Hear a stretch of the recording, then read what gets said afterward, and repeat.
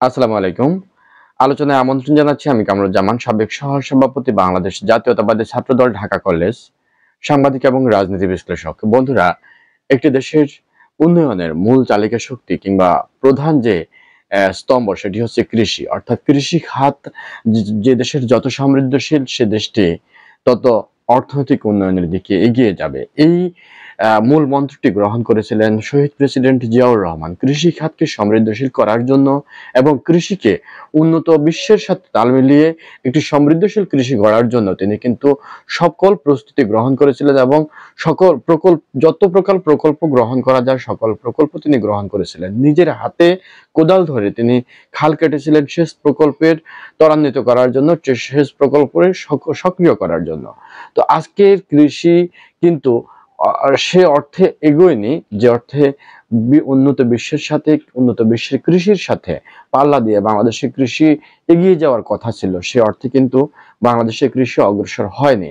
আমি আজকে কৃষির যে সম্ভাবনার মূলে অন্তরায়, অর্থাৎ যে বর্তমান বৃষ্টিতে ইতিমধ্যেই কিন্তু আপনারা দেখতে পাচ্ছেন সারা দেশ বর্তমানে ভারী বর্ষণের কবলে। আর ভারী বর্ষণ আর পাহাড়ি ঢলে দেশের ২১টি জেলা জলাবদ্ধতার শিকার হয়েছে ইতিমধ্যে, যার ফলে ৭২,০৭৬ হেক্টর ফসল পানিতে ডুবে গেছে।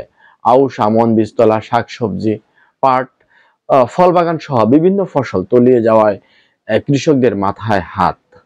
ফলে আগামী কয়েক মাসে কৃষি উৎপাদন নিয়ে শঙ্কা তৈরি হয়েছে। উৎপাদন ব্যাহত হলে দ্রব্যমূল্য নিয়ন্ত্রণে রাখাও কিন্তু কঠিন। কৃষককে বাঁচাতে, ভোক্তার স্বার্থে সর্বোপরি খাদ্য নিরাপত্তা নিশ্চিত রাখতে সরকারকে কার্যকর পদক্ষেপ গ্রহণ করতে হবে।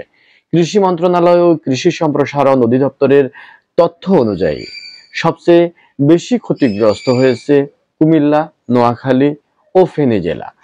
এসব জেলার কৃষকদের কাছে দ্রুত ছুটে যেতে হবে জেলা প্রশাসনকে এবং জেলা প্রশাসন যে কৃষি বিভাগ সহ সরকারের সংশ্লিষ্ট কর্তৃপক্ষকে।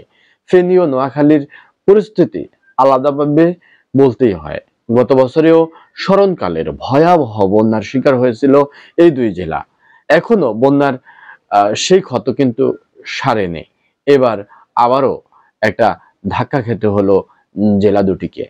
বৃষ্টি থেমে যাওয়ায় ফেনী ও নোয়াখালীর বন্যা পরিস্থিতি কিছুটা উন্নতি হয়েছে ইতিমধ্যে। মানুষজন আশ্রয়কেন্দ্র থেকে ঘরে ফিরতে শুরু করেছে। তবে এখনো অনেক এলাকায় পানিবন্দী হয়ে আছে হাজারো মানুষ। অসংখ্য ঘরবাড়ি ভেঙেছে, গ্রামীণ সড়কগুলো এখনো জলমগ্ন। পুকুর ও হেসারের খামারিরাও ব্যাপক ক্ষতিগ্রস্তের শিকার হয়েছেন। ক্ষতিগ্রস্তদের জন্য যে টাকা সরকার থেকে বরাদ্দ দেওয়া হয়েছে তা প্রয়োজনের তুলনায় খুবই কম। উপদেষ্টা পরিষদের সভায় যেটা বলতেছি যে দুই জেলার বন্যা ও জলাবদ্ধতার পরিস্থিতি নিয়ে আলোচনা হয়েছে। মুসাফুর রেগুলেটর, বামনী ক্লোজার ও ফেনীতে স্থায়ী বাঁধ নির্মাণ প্রকল্পের নকশা চূড়ান্ত করা হয়েছে এবং নোয়াখালীর খাল ও ড্রেনেজ অবমুক্ত করার যে প্রয়োজন সেই প্রয়োজনীয়তা নিয়ে কথা বলা হয়েছে উপদেষ্টা পরিষদের বৈঠকে। বিশ্ব ব্যাংকের অর্থায়নে ক্ষতিগ্রস্ত বাঁধ মেরামত ও তীর প্রতিরক্ষা কাজের কথাও জানানো হয়েছে এ বৈঠকে। আবহাওয়াবিদরা বলেছেন যে জুলাই মাসে এমন বৃষ্টি স্বাভাবিক।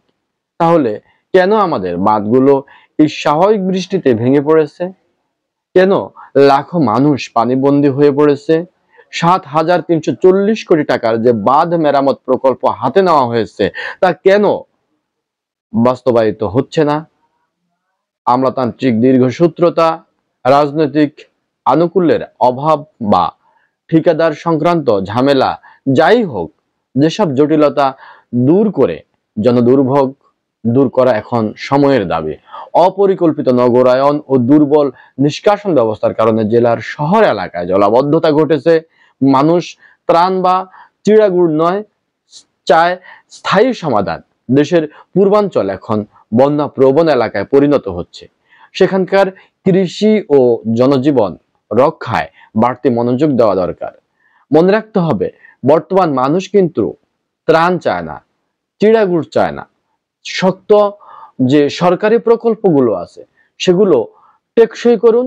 মানুষ কাজ করে খাচ্ছে, বাংলাদেশের মানুষ কর্মঠ, সোনার দেশের সোনার মানুষেরা। এদেরকে একটু যদি সুন্দর এবং অনুকূল অবস্থা তৈরি করে দেওয়া যায়, তাহলে এদের চিড়াগুড় দেওয়ার কথা ভাবতে হবে না। এরাই দেশকে অনেক কিছু উপহার দেবে। কৃষিকে সমৃদ্ধ করুন, কৃষি খাতের সাথে থাকুন, কৃষকদেরকে নিয়ে ভাবুন। মনে রাখবেন, কৃষি না বাঁচলে দেশ বাঁচবে না। কৃষি যদি সমৃদ্ধশীল না হয়, তাহলে জনগণ খাদ্য পাবে না, যেটা রাষ্ট্র গঠনের প্রধান উপাদান। তার দ্বিতীয় উপাদান হচ্ছে জনগণের পরেই কিন্তু সরকার। সেই সরকার হিমশিম খাবে। সরকার কিন্তু জনগণকে ঠিক মতো চালাতে না পারলে জনগণ সরকারের উপর আস্থা রাখবে না, আর সরকার তখন হিমশিম খাবে। জনগণ, সরকার, তারপরে আছে সার্বভৌমত্ব। যখন জনগণ আর সরকার দুর্বল হয়ে যাবে, তখন সার্বভৌমত্ব এমনিতেই কিন্তু হুমকির মুখে পড়বে। তো এই বিষয়গুলো আমাদেরকে মনে রাখতে হবে। আমাদের সবকিছুর মূলেই কিন্তু রয়েছে কৃষি।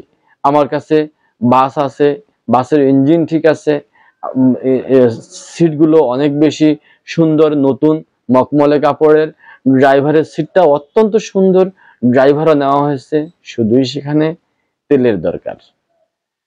সবকিছু গুরুত্বপূর্ণ, তেল ছাড়া কিছুই চলবে না। আমাদের সুন্দর সরকার আছে, দক্ষ জনশক্তি আছে, কৃষক আছে, উৎপাদনিক যে ব্যবস্থা তা আছে, কিন্তু এই কৃষিকে সচল রাখার যে প্রকল্প, সেগুলো বাস্তবায়ন করতে হবে। তাহলে এই সোনার বাংলাদেশ সোনায় ভরে উঠবে। সুজলা সুফলা শস্য শ্যামলা সমৃদ্ধশীল বাংলাদেশ গড়তে কৃষির বিকল্প নেই। অনন্য কৃষি, এবং কৃষি আমাদের অর্থনীতির চালিকা শক্তি। সুতরাং কৃষিকে সর্বাগ্রে স্থান দিয়ে বাংলাদেশের ভবিষ্যৎ সুন্দর ও সমৃদ্ধময় হয়ে গড়ে উঠুক, এই কামনায় আজকে শেষ করছি। আল্লাহ হাফেজ। আসসালামু আলাইকুম।